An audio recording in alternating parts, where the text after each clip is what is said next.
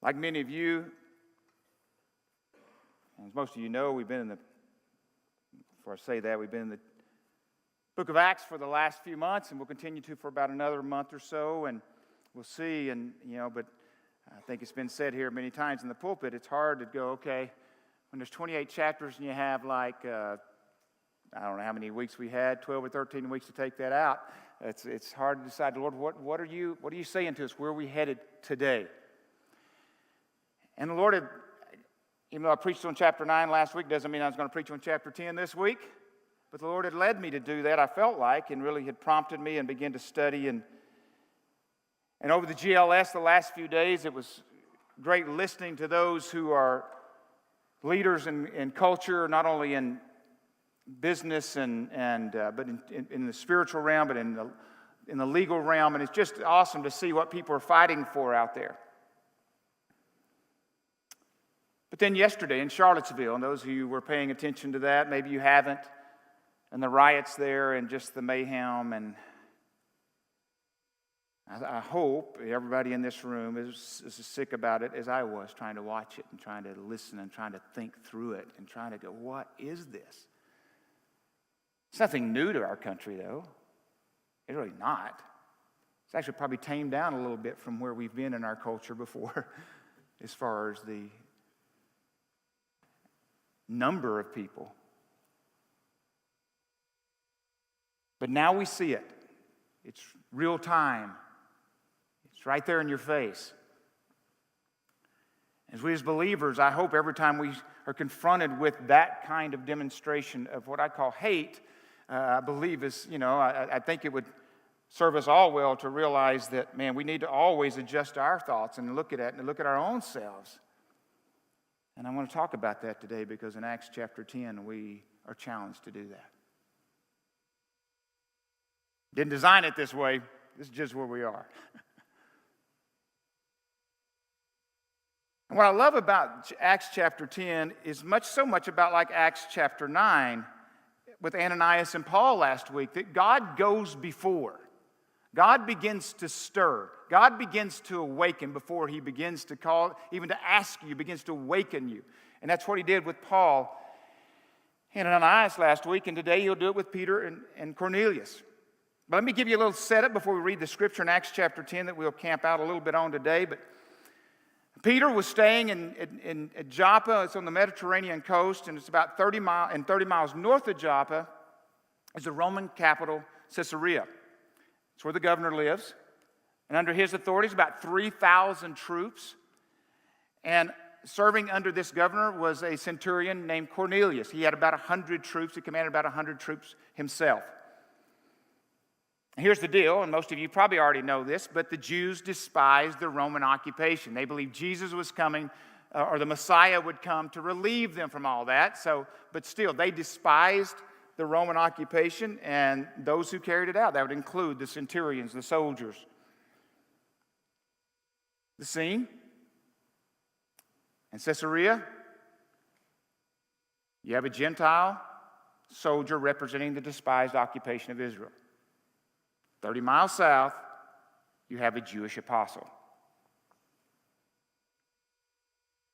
What I love about this is I read it again over and over this week and looking at different things, and there's so much we could pull out of this, but my assurance is, if we believe what the word is here, and I do, is that God is always working behind the scenes. God is up to something. He's up to something. He's going before, he's stirring, he's allowing circumstances to happen, maybe even in your life today. I hope you listen in such a way today that you kind of move yourself inside of this story, that God is already going before what he's about to say to them. He's already stirring their lives. He's going to call them to do something.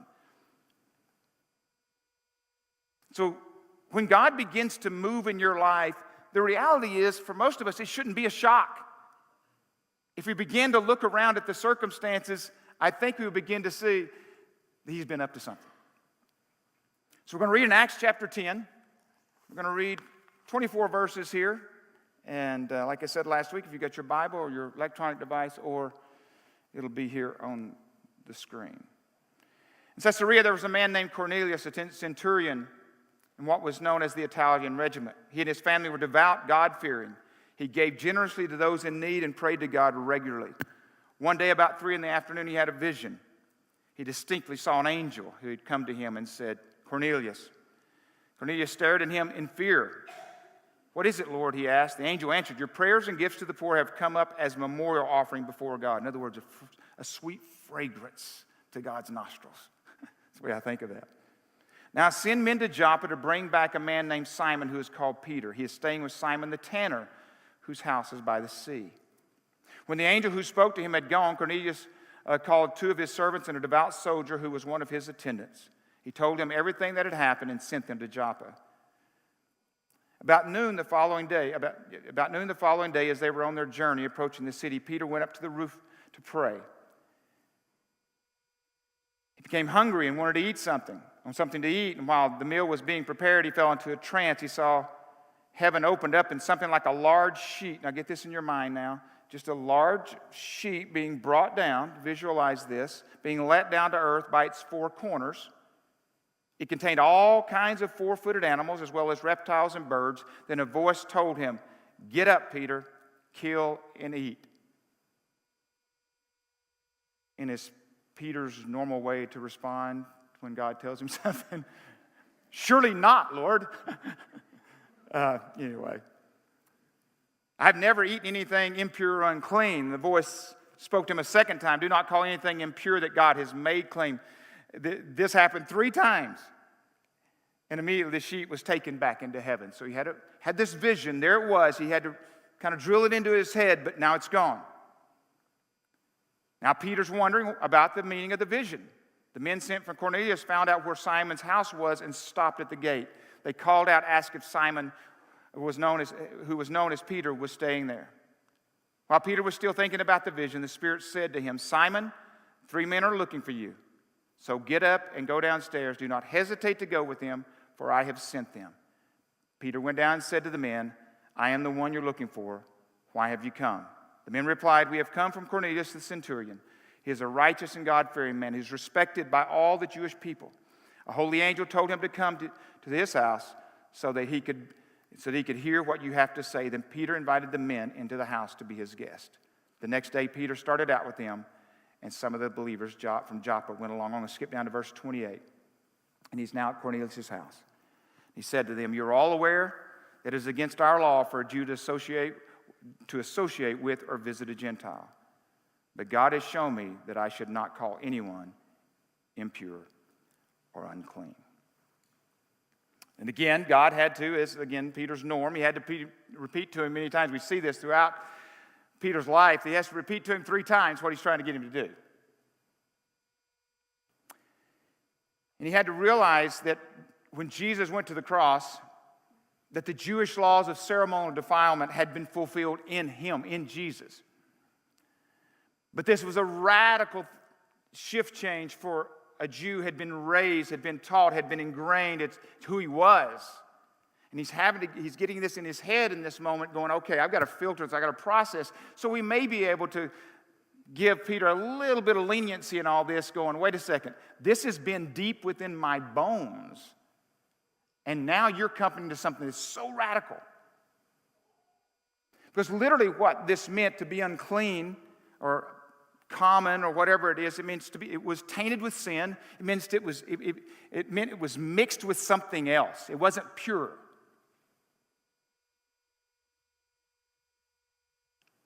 Rejected. It was despised. And it was just ceremonial cleaning. It was like the lepers. When they walked through the streets, the lepers had to yell out, unclean, unclean. How would you like to have that on your life? Everywhere you went, everywhere you put your foot down, if there were other people around, you had to yell out, unclean, unclean. So it wasn't just animals. It was people. And there included the Gentiles, not just to some degree, to that extent. But to Peter's credit, this happened really quick, seems like. He was clear now that what God had said to him, and so he was not going to hesitate. Once he's clear, and I guess there's times, and we've talked about this even with Ananias, a little bit of hesitancy. Hey, news flash, do you know who Saul, who eventually becomes Paul, do you know who he is? Just a news flash. I just want to make sure we've talked this through. Then what did he do? He was obedient.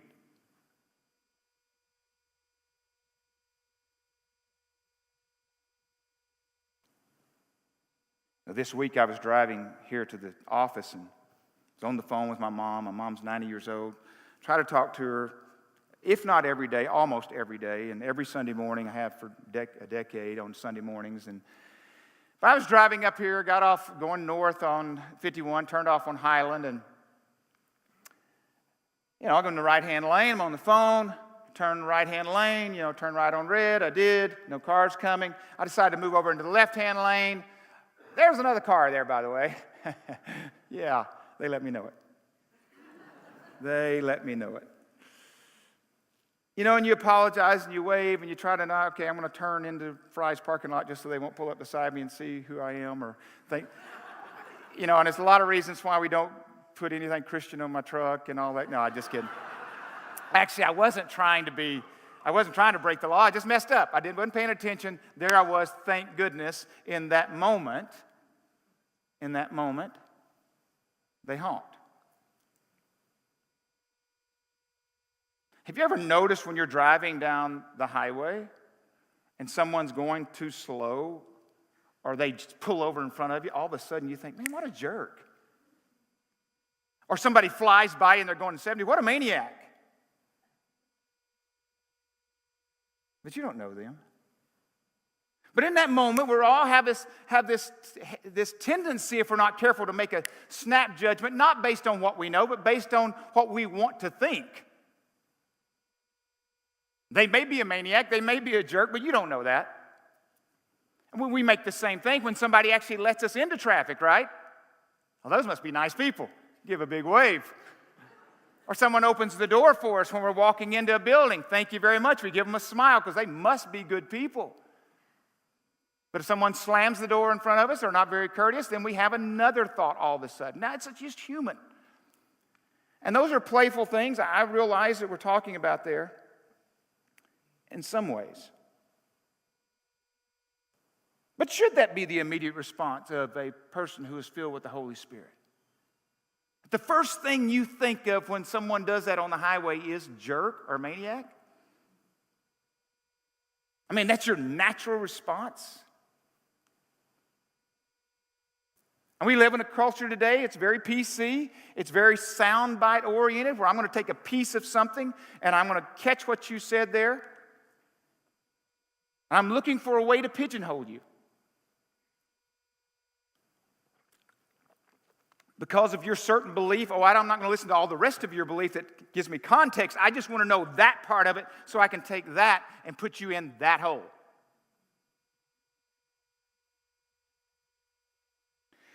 And it's so rampant in our culture if we're not careful about that kind of prejudice, and it goes both ways if we're not careful. That if you're not careful, I won't even use any kind of facts. I will use emotionalism, and I will shout you into a corner. And I'm not only shouting you into a corner just to pigeonhole you, I may be even shouting you into the corner to silence you. Because I'll throw enough things at you, you won't know how to come out of that hole. Because I don't understand you, because I don't know you. But prejudice is this. To be prejudiced is to prejudge someone without sufficient information.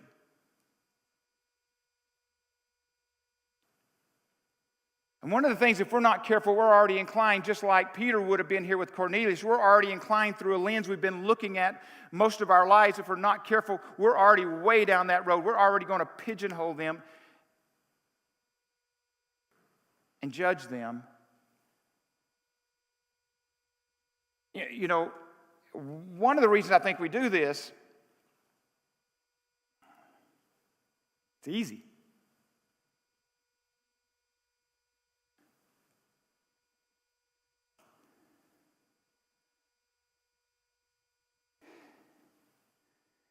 It's It's a whole lot easier to deflect what maybe someone is or isn't than me to get involved in their life or me to know them. Have you ever applied a scrutiny to other people that you would never apply to yourself?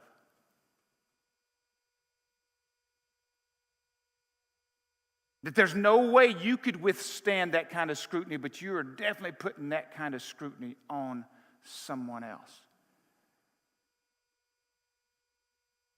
And of course, it's nothing more than Jesus talking about the splinter in the beam. And it's real easy to compare our best parts to someone else's weakest parts.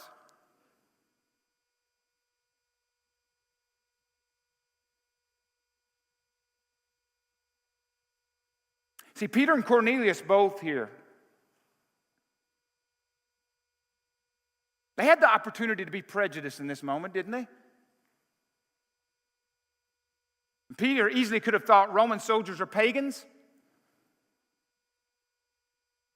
Not all of them, apparently.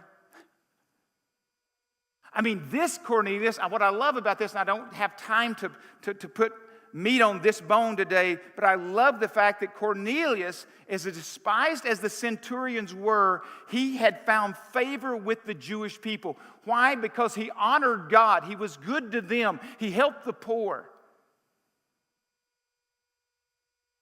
It says here, he is righteous and God-fearing, who is respected by all the Jewish people. Favor. But Cornelius also could have thought, I am not going to listen to some uneducated Jewish man who's staying with a stinking tanner. Tanners clean their animals there. It stunk to high heaven. I'm not going. What is he doing? But they both would have missed it.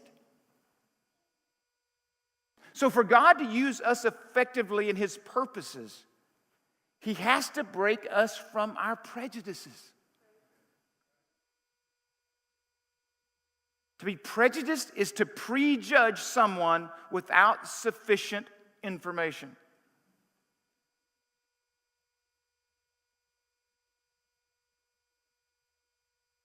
It doesn't mean, folks, that you hate them or have disdain for them.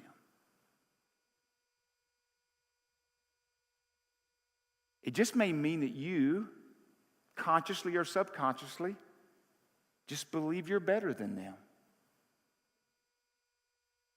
That you deserve more than them. You've lived a better life than them. You've kept the law, if you will, better than them. But it lets us off the hook.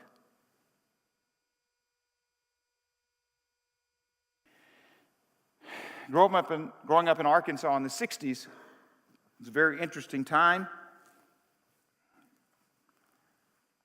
I lived there till I was 21 years old and moved to Dallas. And when I was 21, went to work for Texas Instruments. But I did not have a relationship with a African-American person till I was 21 years old. It's not because I didn't want one, not because there's just nobody I knew. Because our county in Arkansas,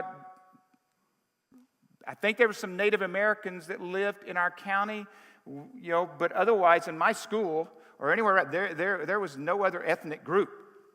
Now you can decide what you want to, why there were nobody lived in our county that was any other ethnic group. I played basketball and sports against those of other ethnic groups, but I didn't know anybody. Really have a relationship with anybody. But here's the deal. I didn't have a prejudice that I knew of either.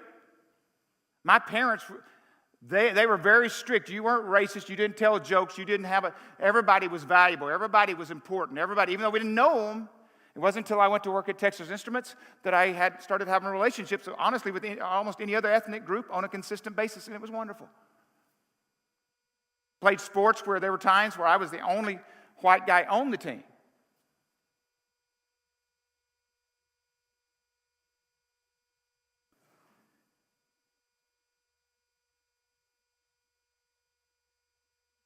One of the reasons we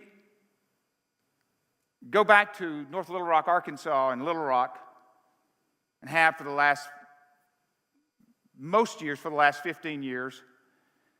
Yes, we love the ministry that we go there to be able to be a part of. We feel like we have a chance to advance the kingdom for Friendly Chapel. They pour back into us. They advance the kingdom here in Arizona. It's a give. I don't know who wins in that. I don't mean that in a flippant way or secular way. I just think both sides win, if you will, which is just a great relationship. But I'm going to tell you one thing we do every time, and it's mandatory for all the students and every adult who at least has to go one time, and that is to go to Central High School. Central High School, 1957, though. 1957, Governor Faubus was instructed to allow 9, I don't know what the number was supposed to be, but 9 African-American students chose to be a part of that, at least, to be integrated into an all-white high school. Now, it is a beautiful high school. It is enormous. And we go there every year, almost every year. Well, we go every year, we go anyway. And it's still basically, that's what it looks like right now. But Governor Faubus said, no way.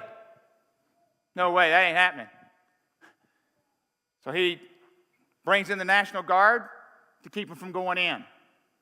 Stops them. A little time passes. President Eisenhower says, no, that's not going to work. He sends in the federal troops, bayonets drawn. See the next picture. It's that word that keeps jumping up there. That was interesting. Mixing. What was the term for the literal term in the Greek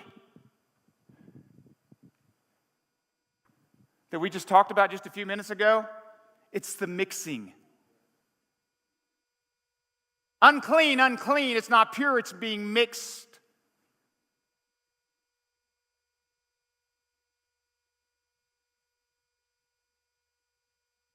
See the next one. So they began to come. These brave students, teenagers began to come. Escorted. The troops were there, yes. Unfortunately, they're being escorted by probably people there with Bibles in their hands. There's a great chance of that. And potentially yelling, unclean, unclean. I don't know, but close to it. We want these students from here because Arizona's got its own challenges and had in its history, I'm sure. But I know for a fact there is a museum that we can set their little rear ends down in, and they're going to have to bathe in it. They're going to have to try to wrestle with it. They're going to have to see this is real. And they'll look at it and go, this can't be real. No, it's real.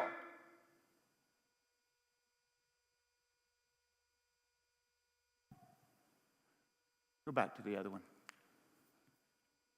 It's mixed today, but it still has its challenges. After all these years.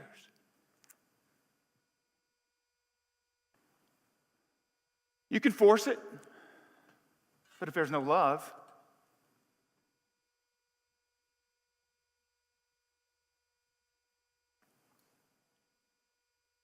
and we can do this, obviously. We can be prejudiced in a more humorous way, right? Let's break it up here. That's heavy. We can do it in a more humorous way, right? When I was growing up, anybody from a Polish descent got a lot of jokes told about them. No offense to anybody in here, but they did. And then we decided don't do it to anybody from Poland. Let's just go for the Texas A&M Aggies. Let's just go after them. All of our jokes will now be around the Aggies, right? How many Aggies does it take? 2. You fill in the blank.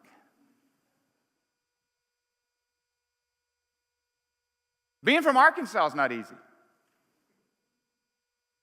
I mean, the running joke I've heard till I want to throw up is, oh, you guys marry your cousins there. You guys are always marrying your cousins. You're always marrying your cousins. That's the reason why you guys don't have any teeth. The reason why you don't have any... Let me clarify something. In the state of Arkansas, that I know of, and at least wasn't back then, and it's still not today, you cannot marry your first cousin. It is against the law. But California, you can.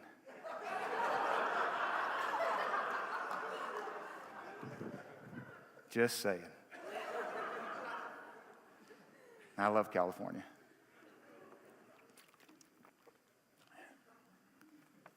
Yeah, Jed Clampett didn't do us any good. Granny, Jethro, Ellie Mae. Yeah, they didn't help us. Josiah just told me, I thought if we have the slide, I don't know if we do or not. You know, the Clampett, this is a kind of a side note. The Clampett Mansion isn't for sale now, the mansion at the Beverly Hillbillies. It's the most expensive house in the nation right now, $350 million for sale right now. So just go rush out and do what you got to do to go. Have you ever done this? And I know I'm getting excited. Have you ever done this? Oh, there it is. Yeah, there it is. Just 10 acres. Just not any 10 acres. 25,000 square feet. Yeah. I'm not saying I've ever done this. I'm just asking if you've ever done this. Have you ever seen a bumper sticker and someone says who they voted for president, and you want to speed up and drive by them to see what they look like?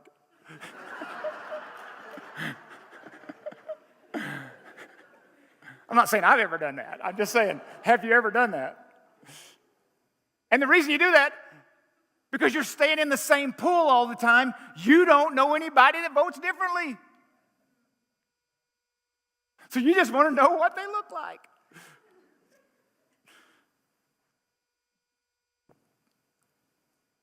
Prejudice can have devastating effects. We heard from one of the survivors of the Rwanda genocide in 1994 on Friday.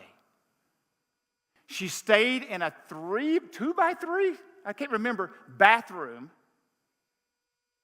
with like 5 or 6 other women or multiple women. She stayed in this bathroom for 3 months. And they'd already murdered between 800,000 and 1 million of their tribe. Neighbors. Not conquering other nations, just your neighbor.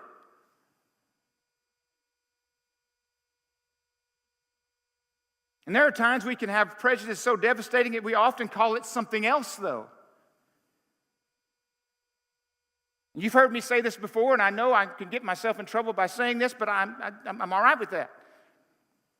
Because when I say it, I obviously don't have any tangible evidence on this side of heaven to back it up, but I'm just going to say it, that one of the greatest missed opportunities for the church in the U.S. to advance the kingdom, I believe, was the AIDS crisis in the late 80s and 90s.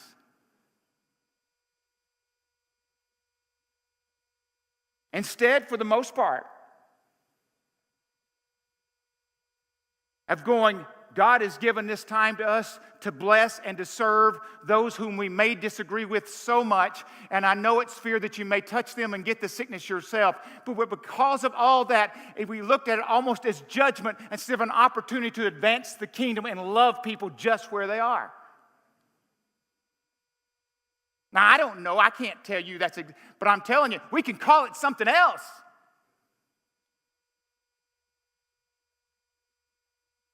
And the church has been declining in America ever since then.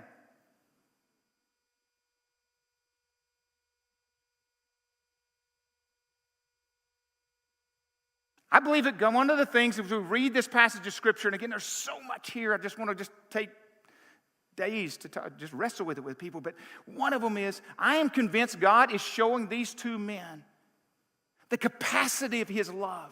He's showing these two men, there is nobody outside of my scope. There is nobody outside of my reach. There is nobody that's got a bad enough story. There is nobody. This is how much I love. And I don't love them because of what they have or have not done. I love them because of who I am as a God that sacrifices and unconditionally loves them.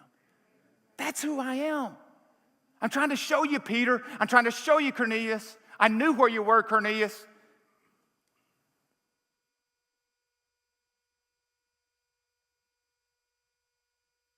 Doesn't matter the color, it doesn't matter the ethnic group, it doesn't matter the lifestyle, it doesn't matter the tattoos or the body art or whatever you want to call it, a cleaner way to say it. It doesn't matter your criminal background, it doesn't matter your political affiliation, it doesn't matter. You're not outside of it. You're just not outside of it. And we've got to grab a hold of that. But don't hear what I'm not saying. I'm not saying that we should be tolerant in the sense of accepting of practices that Bible calls sin. That's not what I'm saying. Or that we should just go out and become like everybody else so we won't cause any waves. That's not what I'm saying. What I'm attempting to say today is that for God to effectively use us and for His purposes, we have to face our own prejudices and allow God to root them out. And I don't know if we ever reach a point where we're not susceptible to it. Ever. Maybe.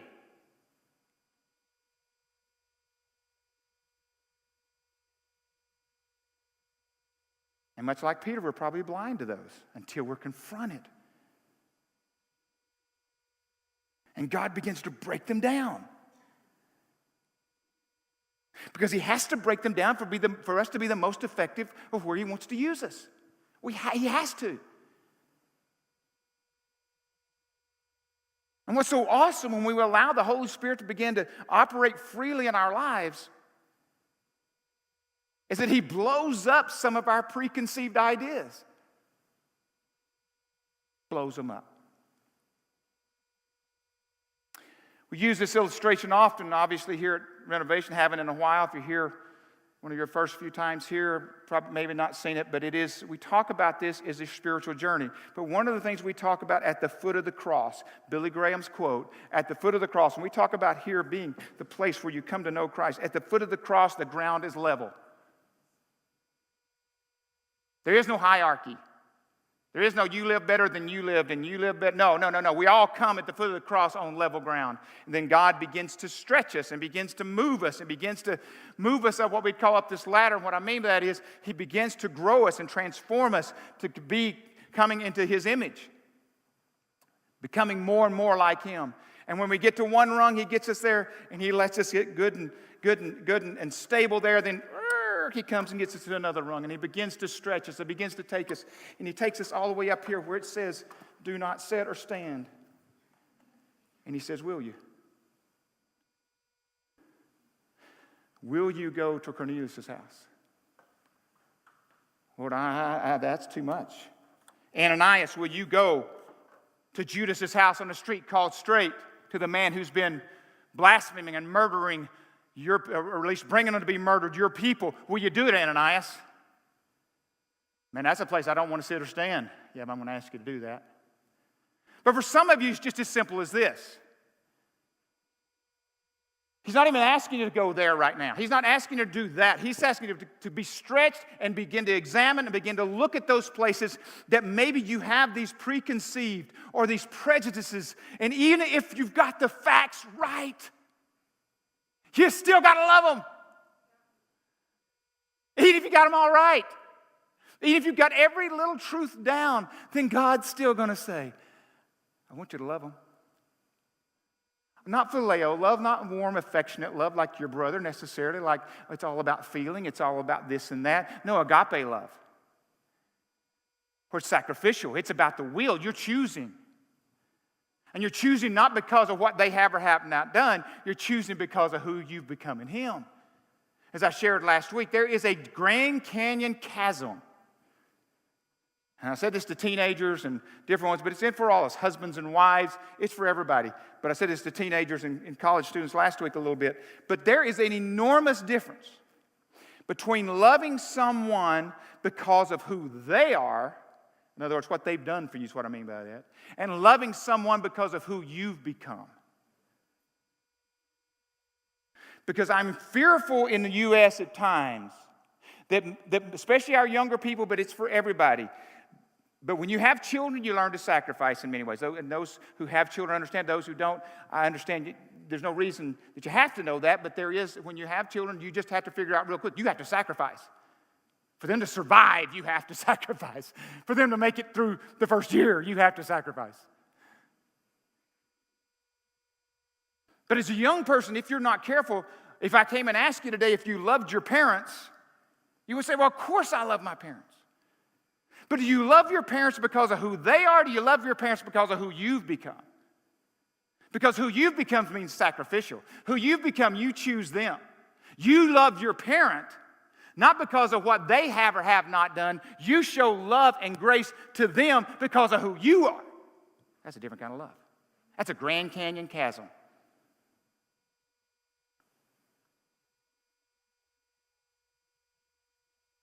So where is Peter being moved? Where is Peter? Don't call anything I have made anything I have called clean. You better not call it common. You better not call it unclean.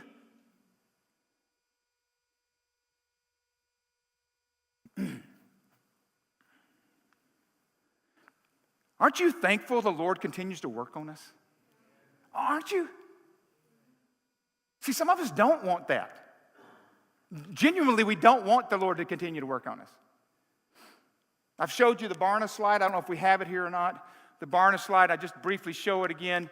As you look at the slide, you see the fact that most people in America, most Christians specifically, end up landing in number 5 where they're committed to faith activities, but when they get to number 7, they turn around and go back. They don't want to go through personal brokenness. They don't want to have to examine each day. They don't want to have to take inventory and say, okay, God, where is it in me that does not reflect you? Where is it? There's a term I heard this week. And so what, if we're not careful, we'll end up getting on rung 2 or 3, and we're never moving again. We don't care.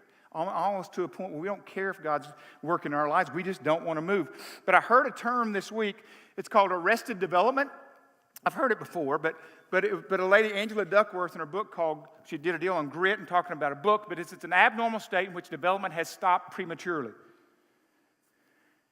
Now, obviously, there are some things that people can't help from a physical or mental emotion. There are certain things that may happen that they have no say-so in. But she was talking more about things that you take on as a task, something you want to get better at. But especially, I started looking at it as from a spiritual standpoint in this sense. I don't know if we have the slide up there or not. A beautiful drawing.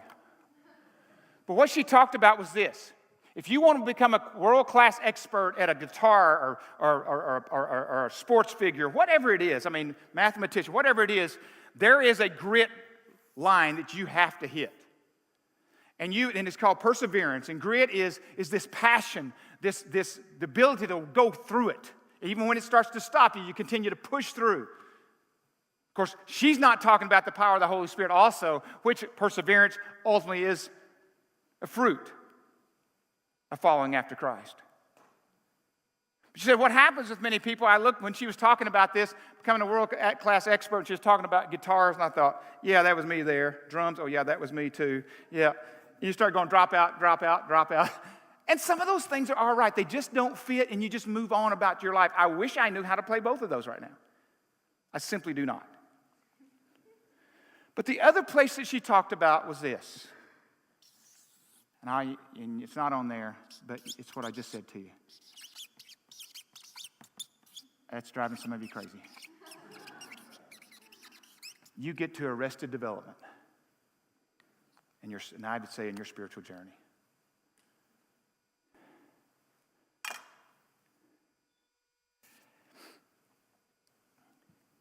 You no longer want to look. You're just fine. And you would say by Barna's deal, well, that's normal. But we ain't comparing to Barna studying everybody else in America. We're asking Scripture. We're asking God, where do you want me to be? And don't misunderstand, you're not supposed to be a world-class expert Christian, but am I supposed to be living into everything God's called me to live into? That's the question. That's what you would substitute there. And some of us drop out along the way. It's just not worth it. But some of us along the way find arrested development. Put that back up, that phrase.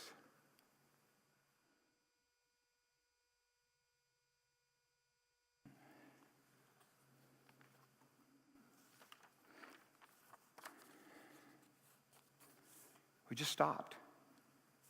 I don't want to have to know that person. I don't want to have to give them information. And a matter of fact, if I get more information, I may be more upset about it, and God's going to go, but I'm trying to do something.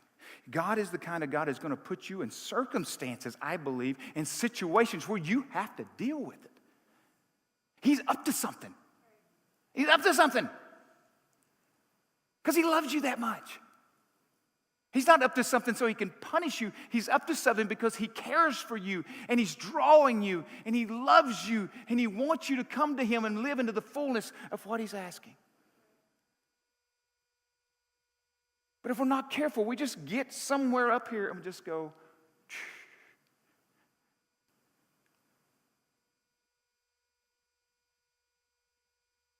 what I think is interesting, a guy named Brian Stevenson in one of his talks this week, I think on injustice, I can't think of it anyway, his organization, about helping people who've been in prison and things along that line that shouldn't be there, and along some other things.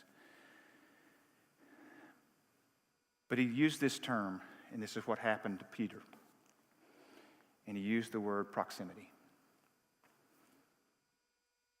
And what he meant by that was, unless you go to the problem, unless you sit with them, unless you smell it, taste it, rub against it, you'll probably never do anything about it.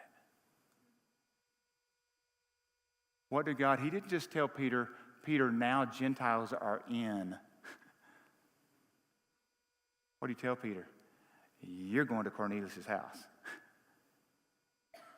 You're going to proximate. You got to go there.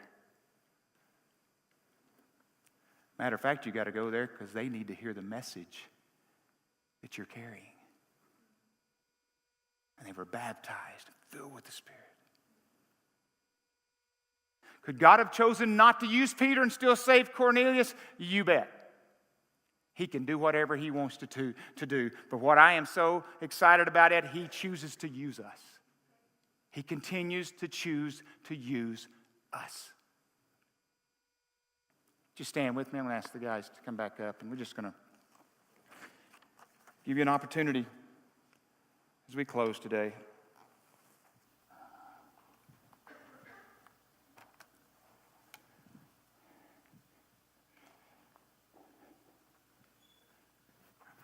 I don't know. As I would wrestle with this myself this week, you just go, okay, Lord, what are you saying to me? And I'm actually not going to tell you what he said to me. I'm still trying to process it. But today, as we've gone through this,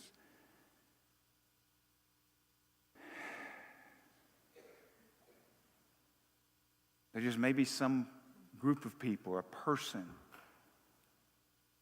that you've already prejudged. You've already pigeonholed them. And God is bringing that to your mind, going, no, that's not acceptable. He may not be calling you to go to them at this point. He may not, or he may. But they're valuable and they're because he loves them.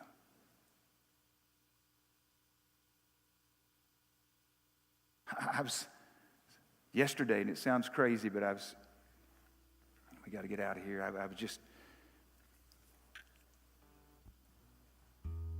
2010, I was flying from Vienna to Yerevan, Vienna, Austria to Yerevan, Armenia. And there's only one, I think, what you call secular song on my iPod at the time. I think it's what it's called back then. And it was from a group called Black Eyed Pea. Now, as soon as I say that, you're going to go, oh, pigeonhole.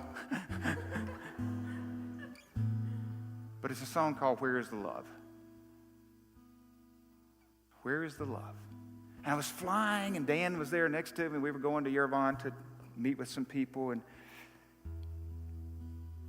just saw Allie in London, and I don't know, it's 3 or 4 in the morning. And I don't sleep well in airplanes. So I'm just staring out the window and flying over Europe, seeing lights of these little towns. If you've ever done it, it's just awesome. It's just going. And I'm blasting in my earbuds, Where is the love? So yesterday I probably listened to that song 25 times. So that's how this sermon came from Black Eyed Peas yesterday. But no. My point is this. As I looked at that going, but we as a church carry the greatest. We have the answer. We're part of, we have the ministry. We have been given the ministry of reconciliation. There is no other ministry. It is that. We got to get people healthy and whole. We got to begin to drive out and root out prejudice. We got to drive and root out reasons why strongholds. We got to drive and root out. We got to help people get whole and healthy. Or let's go do something else.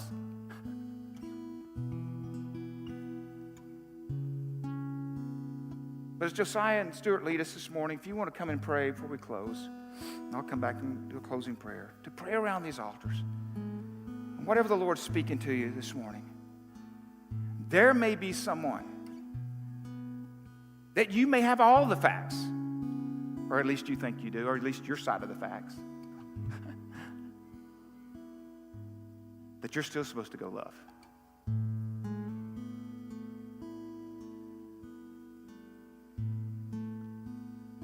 Lord, help us as we take these couple of minutes here. Thank you that you don't let us stay where we are. You're always calling us to be more like you, to be that fragrance and aroma to not only your nostrils, but to the people around us. In your name we pray, Lord. Help our people. Amen. And how deep the Father's love for us.